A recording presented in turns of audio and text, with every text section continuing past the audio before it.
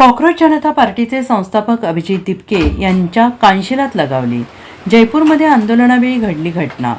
जयपूरमध्ये कॉक्रोच जनता पार्टीचे संस्थापक दिपके यांना दोन तरुणांनी कानशिलात लगावली। त्यानंतर पक्षाच्या समर्थकांनी त्या दोघांना पकडून बेदम चोप दिला। दिपके यांनी नीट पेपरफुटी, शिक्षण व्यवस्था, बेरोजगारी, तरुणांशी संबंधित इतर समस्यांविरुद्धच्या आंदोलनात सहभागी होण्यासाठी आले होते। दिपके यांच्या नेतृत्वाखाली शेकडो आंदोलक शहीद स्मारकावर शिक्षण मंत्री धर्मेंद्र प्रधान यांच्या राजीनाम्याची मागणी करत होते। आंदोलनादरम्यान घोषणाबाजीवरून काही तरुणांमध्ये वाद झाला।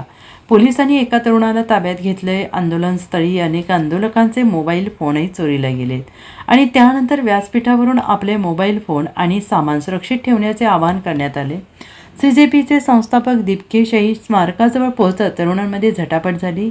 दिपके यांना खांद्यावर उचलून आत नेलं जात होतं। त्याचवेळी जमावातील दोन तरुणांनी त्यांना थप्पड मारली।